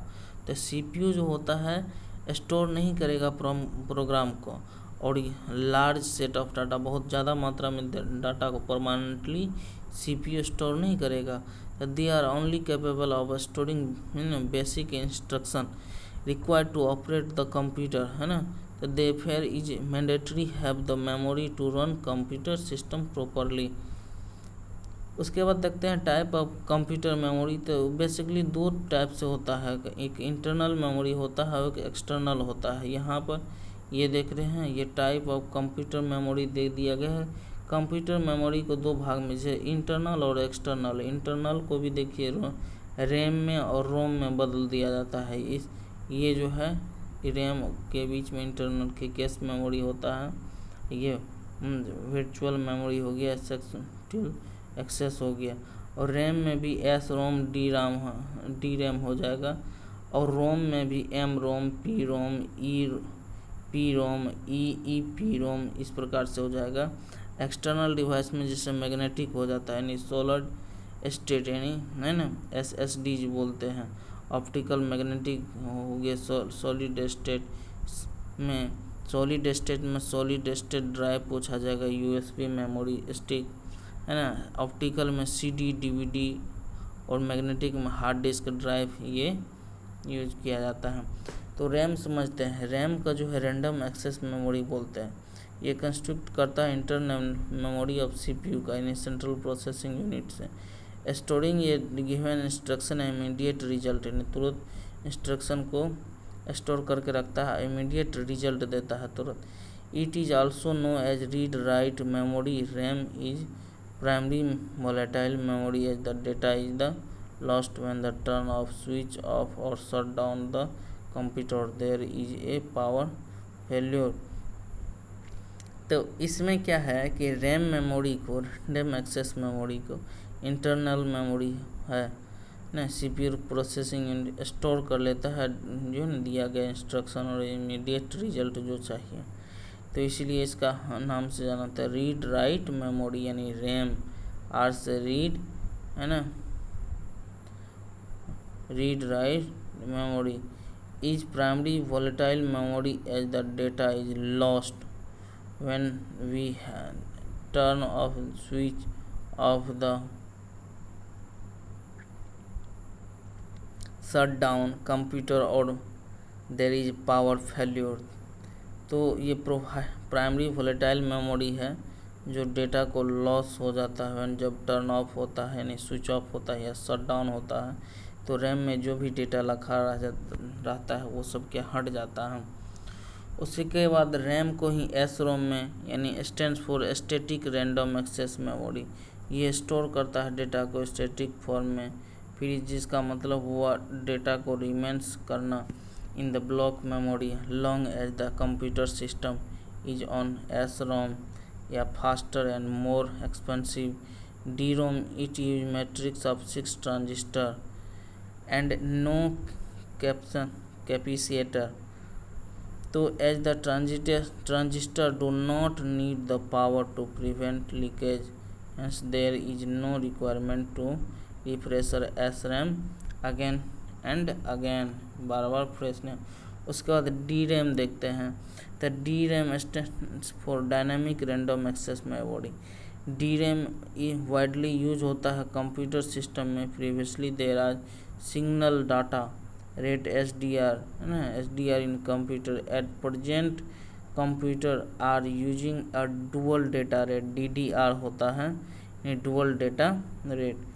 DRAM DDR is also available in different ways versions such as DDR2, DDR3 and DDR4। इसी प्रकार से अलग अलग नाम है। Which are more energy efficient and providing better performance. अब ROM के बारे में देखते हैं। तो रोम भी एक एक्रोनियम है, read only memory, read only memory. As the name of suggest the data can not normally be written to it. However, the data can be read. For this type of memory, ROM is primary non-volatile memory, means that is capable returning the data the memory when there is no power supply. Non volatile memory का मतलब होता है वैसा memory जिसका मतलब होता है कि वो डेटा को कैपेबल है ना रखने के लिए और रिटर्निंग करने के लिए रहता है उस मेमोरी में, यदि पावर सप्लाई नहीं भी रहता है। उसके बाद रोम देखते हैं। ROM very fast type of computer memory that store information required to start the computer as soon as it is connected to the power source. तो वैन जब कंप्यूटर जो कनेक्टेड रहता है टू द पावर सोर्स से, तो CPU start कर देता है reading the instruction store in ROM के अंदर में जो रखा आता है। तो it does not require support from drive और any other support from drivers और any other complex. The software do load their necessary part of the operating system in primary memory। ये चीज़ हो गया। तो रोम भी अलग अलग प्रकार से रोम हो गया, stand for masked read only. तो ROM is type of computer whose content are the programmed with specific functional data by the integrated circuit manufacture. उसके बाद रोम हो गया प्रोग्रामेबल रीड ओनली मेमोरी। ये सजेस्ट करता है this type of memory programmable which means that they can be coded और programmed by the user. ROM जो होता है manufactured as the blank memory, खाली memory. The user purchase a blank ROM and enter the east of programs for cloth using ROM, है ना, programmer होता है। The data और instruction can not be change और erased once they are written, यानी एक बार जो लिखा गया फिर उसको दोबारा इरेज नहीं किया जा सकता, मिटा नहीं जा सकता। उसके बाद देखते EPROM, यानी EPROM stands for erasable programmable read only memory. It is an upgrade version of PROM. Unlike PROM, EPROM allow user to create the stored data as well as rewrite the data. Data stored EPROM में can be erased passing ultraviolet light for a particular length of time using an EPROM eraser. तो ये data को store करता है रोम, फिर can be release करता है passing ultraviolet light, फिर ये पार्टिकुलर लेंथ होता है on the time using and EPROM eraser जो होता है लाइट, है ना, ultraviolet light for the particular length of time using EPROM। उसके बाद EPROM देखते हैं, stand for electrically erasable programmable read only memory. As the name suggest this type of memory is programmed and erased electrically. Both programming and erasing of data takes around 4 to 10 million seconds. EEPROM can be erased and programming from around 10,000 times. The EEPROM can be erased 1 byte at a time rather than erasing the entire memory, full memory, पूरा memory at one time. Therefore the entire process of flexible, but ये हम लोग storage device में memory के बारे में पढ़ रहे हैं। अब कैश मेमोरी, ये cache memory very high speed जो होता है सेमीकंडक्टर होता है। Memory that use to store instance of program and data frequently exist by the CPU. It provides faster data storage and access to the CPU. तो ये भी अलग अलग लेवल पर, 4 लेवल पर होता है कैश मेमोरी। ये Therefore, when the CPU requests the data and program, they are quickly transferred from cache memory so the CPU can access them instantly. CPU does not require accessing the primary memory on the or the hard disk to fetch the data. Virtual memory देखते हैं तो virtual memory is an area of a secondary memory, जैसे hard disk drive हो गया, solid state drive हो गया, that is configured to act as if were a part of computers RAM. तो the main benefits using this method is that a programs can be larger than physical memory से.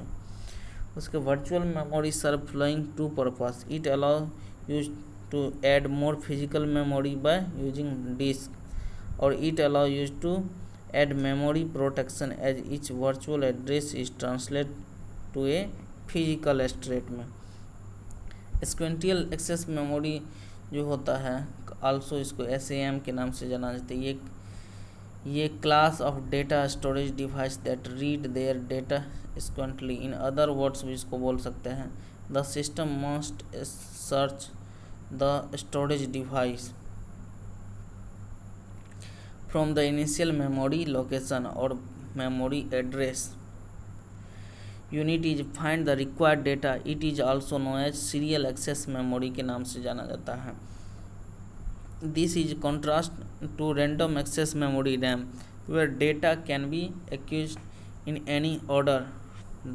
DRAM memory is an example of sequential access memory. External memory देखते हैं. External memory usually kind of memory that attached to the computer system separately.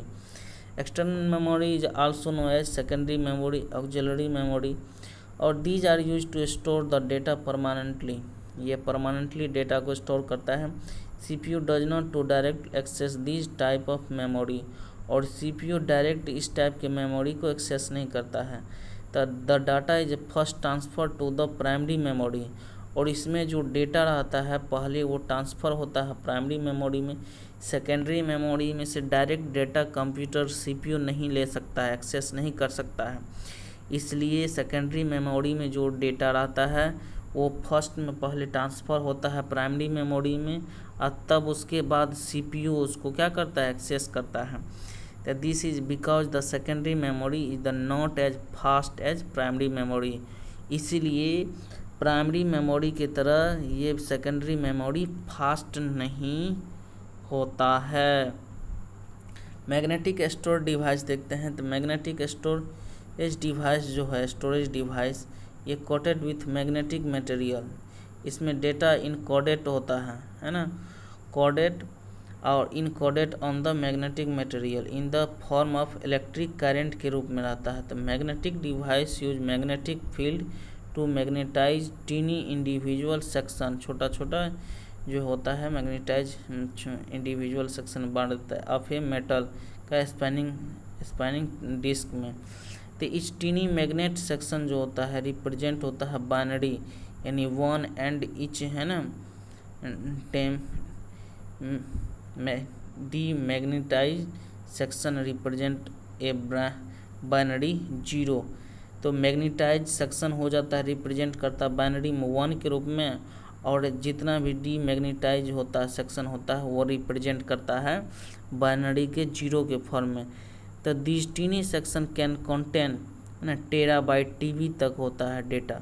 तो this device are cheap, fast and performance, high in capacity and durable. Hard disk drive, magnetic tape and floppy disk ये widely use होता है magnetic storage device में. उसके बाद देखते हैं optical storage device. तो ये डेटा को स्टोर करता है. Optical storage device can be read write with the help of the laser beam के हेल्प से इसको क्या करता है, इस प्रकार का डेटा जो होता है ऑप्टिकल स्टोरेज डिवाइस में रखा है इसको रीड किया जा सकता है और राइट किया जा सकता है. और ये डिवाइस कंटेन करता है स्पैनिंग है ना डिस्क मेड फ्रॉम मेटल और एंड प्लास्टिक. तो surface of a spanning disk scan by scanner beam laser beam फिर the surface is divided into tracks and each tracks content several flats area and hollow the flat area are called lands बोला जाता है उस area को, जगह को। Where the hollow are called pits, है ना। Optical storage device can store a large amount of data, यानी ऑप्टिकल डिवाइस जो होता है, ऑप्टिकल स्टोरेज डिवाइस बहुत ज़्यादा मात्रा में डेटा को स्टोर कर सकता है। यहाँ मैग्नेटिक टेप देख रहे हैं, यूएसबी फ्लैश ड्राइव देख सकते हैं, सॉलिड स्टेट ड्राइव देख सकते हैं, एसएसडी कार्ड जिसको बोलते हैं, ये हार्ड डिस्क ड्राइव हो गया, एचडीडी यानी ये फ्लॉपी डिस्क हो गया, ये ऑप्टिकल स्टोरेज डिवाइस हो गया। अब हम लोग कंप्यूटर का जनरेशन के बारे में समझते हैं। तो कंप्यूटर का यहाँ हम लोग 5 जनरेशन को देखेंगे अप्रोप्रिएट। फर्स्ट जनरेशन 1946 से लेकर 1959 तक चला। इसमें बेस्ट इलेक्ट्रॉनिक वॉल्व्स यानी वैक्यूम ट्यूब का यूज हुआ। यहाँ वैक्यूम ट्यूब देख रहे हैं फर्स्ट जनरेशन में। इसका एग्जांपल जो है कंप्यूटर हो गया ENI, SANEC, EDVAC, यूनिवैक, ये सब कंप्यूटर उस समय फर्स्ट जनरेशन। इसमें जो होता है, इसमें वैक्यूम ट्यूब का यूज होता है। उसके बाद देखते हैं सेकेंड जनरेशन, ये 1959 से लेकर के 1965 तक रहा। इसका बेस जो होता है ट्रांजिस्टर होता है। सेकेंड जनरेशन में जो कंप्यूटर में यूज किया गया है ट्रांजिस्टर का, यहाँ ट्रांजिस्टर देख रहे हैं, ये ट्रांजिस्टर है, ट्रांजिस्टर का यूज किया गया है। और ये सेकेंड जनरेशन कंप्यूटर जो होता है बाय IBM, है ना, इंटरनेशनल बिजनेस मशीन के द्वारा, IBM के द्वारा। इसका एग्जांपल हो गया IBM 1620, IBM 1400 and 7000 series, CDC 3600 ETC। तो इतना याद रखना है कि सेकंड जनरेशन का जो कंप्यूटर होता है वो किसके बेस पर था, तो ट्रांजिस्टर के बेस पर। फिर थर्ड जनरेशन का देखते हैं 1965 से लेकर के 1971 तक रहा ये थर्ड जनरेशन। ये इंटीग्रेटेड सर्किट यानी ICS यानी इंटीग्रेटेड सर्किट यहाँ देख रहे हैं, इस पर है। इसमें जो कंप्यूटर था IBM 360, IBM 370, PDP, ये इट्स बहुत सारा है। तो इस प्रकार से आपको सिर्फ इतना याद रखना है कि थर्ड जनरेशन कंप्यूटर में इंटीग्रेटेड सर्किट का यूज हुआ। उसके बाद फोर्थ जनरेशन में देखते हैं तो इसमें वेरी लार्ज स्केल इंटीग्रेटेड, इसलिए VLSI यानी V से वेरी, L से लार्ज, S से स्केल, I से इंटीग्रेटेड सर्किट। तो इसमें माइक्रो प्रोसेसर इसको बोला गया। इसमें VLSI का यूज हुआ, कौन सा सर्किट का, VLSI सर्किट का, इसलिए इसको क्या बोलते हैं, माइक्रो प्रोसेसर।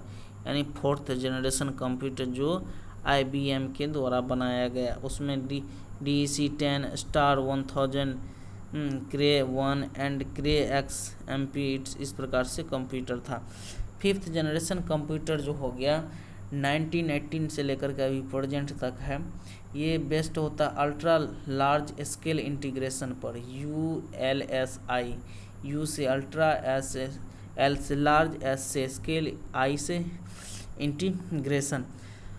हाँ, और artificial intelligence AI and parallel processing hardware, यहाँ जो देख रहे हैं आर्टिफिशियल इंटेलिजेंस है ना, इसका एग्जांपल जैसे डेस्कटॉप हो गया, लैपटॉप हो गया, नोटबुक हो गया, है ना, क्रोम बुक हो गया, अल्ट्रा बुक हो गया। अभी जो हम लोग लैपटॉप का यूज करते हैं उसमें ये कौन सा जनरेशन का है, फिफ्थ जनरेशन का, ULSI यूज इसमें होता है। ये फिफ्थ जनरेशन का देख रहे हैं, ये डेस्कटॉप टाइप में। उसके बाद हम लोग ये जनरेशन देख लिए कंप्यूटर का, first generation, second, third generation, fourth, fifth generation. इसका पीरियड टाइम हो गया, इसमें कौन टेक्नोलॉजी यूज हुआ। तो फर्स्ट जनरेशन में वैक्यूम ट्यूब, दूसरा में ट्रांजिस्टर हो गया, तीसरा में जो थर्ड जनरेशन था इंटीग्रेटेड सर्किट यूज हुआ, फोर्थ जनरेशन में माइक्रो प्रोसेसर हुआ, और फिफ्थ जनरेशन में AI यानी आर्टिफिशियल इंटेलिजेंस और ULSI यूज हुआ। इस प्रकार से जनरेशन ऑफ कंप्यूटर हो गया। उसके बाद हम लोग कंप्यूटर का यूज देखते हैं। तो इसका यूज हम लोग जैसे डेटा को स्टोर करने के लिए, इसका इम्पोर्टेंट जो है डेटा को स्टोर करने के लिए, कम्युनिकेट करने के लिए पीपल अराउंड द वर्ल्ड, यानी विश्व में जहाँ भी है कम्युनिकेट करना है, संचार का काम करने के लिए हो जाता है। जैसे हम लोग मोबाइल का, स्मार्टफोन का यूज होता है। या मोबाइल के स्मार्टफोन के द्वारा या कंप्यूटर के द्वारा ईमेल जो भेजा जाता है, तो इस प्रकार से कम्युनिकेट करने के लिए पूरे अराउंड द वर्ल्ड होता है। यूज्ड फॉर एजुकेशनल सिस्टम के लिए यूज होता है। फिर ऑफिस वर्क के लिए होगा, ऑफिस में जैसे डेटा एंट्री करना है, सपोर्ट डेवलपमेंट का काम करना है, तो इस प्रकार से कंप्यूटर का यूज होता है। फिर यूज इसका बैंकिंग में हो जाएगा, फाइनेंस में हो गया, मार्केटिंग में हो गया। फिर गवर्नमेंट सेक्टर में इसका कंप्यूटर का यूज होता है, स्पोर्ट्स यानी खेल के क्षेत्र में भी। फिर प्रेस एंड पब्लिशिंग के यूज में होता है, और इंटरटेनमेंट यानी इंटरटेनमेंट के रूप में भी इस कंप्यूटर का यूज होता है। अब हम लोग क्लासिफिकेशन ऑफ कंप्यूटर देख लेते हैं। तो according to use and functionalities computer can be classified, यानी हम लोग यूज के अनुसार या फंक्शन के अनुसार कंप्यूटर को देखते हैं। तो पहला क्या है, एनालॉग कंप्यूटर। ये कंप्यूटर प्रोसेस करता है एनालॉग डाटा को, है ना, कंटिन्यूसली वेरिंग डाटा लगातार करते रहता है, इसलिए इसको कॉल्ड एनालॉग कंप्यूटर बोलते हैं। एनालॉग कंप्यूटर मस्ट, है ना, कॉम्प्लिकेटेड मशीन होता है कंप्यूटेशन के लिए, और है ना, एंड प्रोसेस कंट्रोल करने के, जैसे कंटिन्यूस डाटा, जैसे प्रेशर हो गया, टेम्परेचर हो गया, वोल्टेज हो गया, वेट हो गया, स्पीड हो गया, इसमें जो यूज किया जाता है कंप्यूटर का, उसी को क्या बोलते हैं, एनालॉग कंप्यूटर। और ये जो है बहुत कॉम्प्लिकेटेड मशीन होता है कंप्यूटेशन के लिए और प्रोसेस कंट्रोल करने के लिए। दूसरा देखते हैं डिजिटल कंप्यूटर। डिजिटल कंप्यूटर जो होता है पर्सनल कंप्यूटर होता है, ये वाइडली बहुत यूज होता है, ज़्यादा यूज होता है। और these are commonly used processing the data with a number using digit, है ना, utilizing the binary number system इसमें यूज होता है। तो दीज कंप्यूटर आज, है ना, intended perform arithmetic and logical operation at very high rate, बहुत स्पीड रेट से न जो अर्थमेटिक एंड लॉजिकल ऑपरेशन का यूज करता है। ये डिजिटल फॉर्म में यूज होता है, नहीं बाइनरी में यूज होता है, 0 और 1 के रूप में। उसके बाद देखते हैं हाइब्रिड कंप्यूटर। तो हाइब्रिड कंप्यूटर हो गया जिसमें एनालॉग कंप्यूटर और डिजिटल कंप्यूटर दोनों को मिलाने का जो कॉम्बिनेशन है उसी को क्या बोलते हैं, hybrid computer. Computer are the combination of analog computer and digital computer. और ये बहुत फास्ट होता है एनालॉग कंप्यूटर है के ये अनुसार देखा जाए, include memory, precision and digital computer, इसमें मेमोरी भी इंक्लूड रहता है। तो ये कंप्यूटर देख रहे हैं, कंप्यूटर को एनालॉग कंप्यूटर, डिजिटल कंप्यूटर और हाइब्रिड कंप्यूटर। और डिजिटल कंप्यूटर को ही हम लोग आगे देखेंगे, super computer, main frame computer, mini computer, है ना, माइक्रो कंप्यूटर। ये क्लासिफिकेशन ऑफ कंप्यूटर है। तो सुपर कंप्यूटर हम लोग टाइप ऑफ कंप्यूटर देखते हैं। सुपर कंप्यूटर जो होता है बहुत लार्ज होता है, रिक्वायर्ड बहुत ज़्यादा स्पेस में इसका यूज होता है इंस्टॉलेशन, जिससे बहुत ये फास्ट काम करता है। और मोस्ट एक्सपेंसिव, बहुत खर्चीला भी होता है कंप्यूटर कंपेयर टू अदर, दूसरे कंप्यूटर्स का कंपेयर ये बहुत खर्चीला होता है, यानी एक्सपेंसिव होता है। They are use for performing use complex calculation, बहुत कॉम्प्लेक्स डाटा को कैलकुलेट करता है। उसके बाद देखते हैं मेन फ्रेम कंप्यूटर। तो मेन फ्रेम कंप्यूटर जो होता है स्मॉलर होता है सुपर कंप्यूटर के, है ना, स्टिल देयर कंपेरेटिव यूज, फिर भी ये बहुत ज़्यादा मात्रा में डेटा को यूज करता है। These are not as fast as super computer, ये सुपर कंप्यूटर से ज़्यादा फास्ट नहीं होता है। और दीज आर एक्सपेंसिव होता है एज वेल एज टेक, है ना, use space for the entire setup, पूरा सेटअप तैयार करने में ये भी एक्सपेंसिव होता है। तो mainframe computer can store huge amounts of data and they are capable to handle large calculation. तो मेन फ्रेम कंप्यूटर भी बहुत ज़्यादा मात्रा में डेटा को स्टोर कर सकता है, और ये बहुत ज़्यादा मात्रा में जो डेटा है उसको हैंडल भी कर सकता है, कैपेबल है उसके लिए। तो computer usually found in bank and educational sector में यूज किया जाता है मेन फ्रेम कंप्यूटर का। तो माइक्रो कंप्यूटर हो गया। माइक्रो कंप्यूटर इन एक्सपेंसिव, ये उतना खर्चीला नहीं होता है, और सपोर्ट होता है मल्टी यूजर प्लेटफॉर्म के लिए। और this type of computer mostly used by small organization के लिए यूज होता है, जैसे माइक्रो कंप्यूटर हो गया। Slower compare to super computer, और मेन फ्रेम कंप्यूटर के से तुलना किया जाए तो उससे थोड़ा स्लो काम करता है। तो micro computer are called personal computer, इसको पीसी यानी पर्सनल कंप्यूटर के नाम से भी जानते हैं। उसके बाद देखते हैं mini computer. The mini computer are cheaper and easy to carry, notebook and tablet are example of mini computer. Mini computer जो होता है ये सस्ता होता है और इजी भी होता है कैरी करने के लिए, एक जगह से दूसरे जगह ले जाने के लिए, जैसे नोटबुक हो गया, टैबलेट हो गया, इसका एग्जांपल है मिनी कंप्यूटर का। और यहाँ देख रहे हैं ये हो गया सुपर कंप्यूटर, जो रिसर्च के क्षेत्र में अनुसंधान के लिए साइंटिस्ट वगैरह यूज किया जाता है। सुपर कंप्यूटर बहुत एक्सपेंसिव होता है। ये हो गया मेन फ्रेम कंप्यूटर। उसके बाद यहाँ देख रहे हैं मिनी कंप्यूटर, ये माइक्रो कंप्यूटर। इस प्रकार से एक क्लासिफिकेशन हो गया। कंप्यूटर का एडवांटेज देखते हैं क्या फ़ायदा है। इसका इमेजिंग स्पीड बहुत स्पीड ज़्यादा है, एक्यूरेसी सही है, बहुत ज़्यादा मात्रा में डेटा स्टोरेज कर लेता है, मल्टीटास्किंग सपोर्ट है, एक समय में ज़्यादा काम कर लेता है, अलग अलग टाइप से एक ही बार में 2-3-4 काम को एक साथ निपटा सकता है।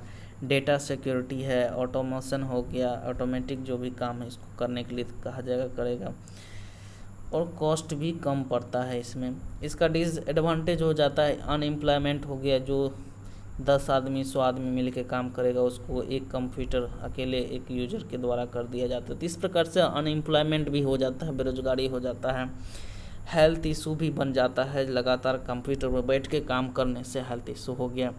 साइबर क्राइम्स हो सकता है, यानी डेटा हैक हो सकता है, जो भी पर्सनल इंफॉर्मेशन रहेगा, और वायरस हैकिंग अटैक हो जाता है, जिसके द्वारा आप पर्सनल चीज़ हो गया या जो फाइनेंशियल रिपोर्ट होता है ये चीज़ हैक हो जाता है, जिसके वजह से बहुत सारे लॉसेस होता है। तो इसका इम्प्रॉपर यूज भी होता है। Separate false and inappropriate content, negative impact पड़ता है इन्वायरमेंट पर भी। तो अब हम लोग कैरेक्टरिस्टिक्स कंप्यूटर का जो गुण देखते हैं, एक्यूरेसी सही है, डिलीजेंसी है, वर्सिटिलिटी है, स्पीड है ज़्यादा, रिलेबिलिटी है ना, कंसिस्टेंसी है, मेमोरी है, स्टोरेज कैपेसिटी है, रेम्बर्समेंट पावर है, ऑटोमेशन है। तो ये सब इसका क्या हो गया, कैरेक्टरिस्टिक्स कंप्यूटर हो गया। अब इसको हम लोग यहाँ थोड़ा सा SSD और HDD में अंतर देख लेते हैं। SSD हो गया सॉलिड स्टेट ड्राइव, HDD हो गया हार्ड डिस्क ड्राइव हो गया। SSD जो होता है इलेक्ट्रिकल है ना पार्ट्स होता है, HDD मूविंग मैकेनिकल पार्ट्स होता है इसमें। SSD जो होता है एक्सपेंसिव होता है, और HDD वो इनएक्सपेंसिव होता है, यानी उतना महंगा नहीं होता है SSD की तुलना में। SSD जो होता है ये कॉम्पैक्ट साइज होता है, एज रिलेटिविटी फास्ट होता है, यानी छोटा साइज होगा और ये ज़्यादा फास्ट काम करता है। HDD कंप्लीटली लार्जर, यानी बहुत ज़्यादा मात्रा में इसमें डेटा रख सकते हैं, और ये थोड़ा सा SSD के अनुसार जो है ना स्लो होता है।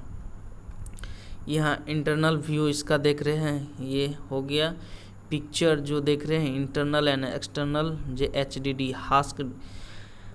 हार्ड डिस्क ड्राइव का इंटरनल व्यू यहाँ देख सकते हैं, अंदर से कैसा रहता है, ये घूमते रहता है, रोटेट करता है, ये है ना मैकेनिकल। या एक्सटर्नल व्यू यानी बाहर से इस प्रकार से देख सकते हैं।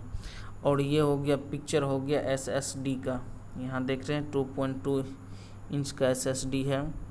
ये अलग अलग इसका साइज है, इस प्रकार से विड्थ और लेंथ दिया गया है, इतना बाय इतना का है, शो करता है। तो इस प्रकार से कंप्यूटर का फंडामेंटल से जुड़े हुए जो कुछ आप सीखे समझे उसको आप याद रख सकते हैं।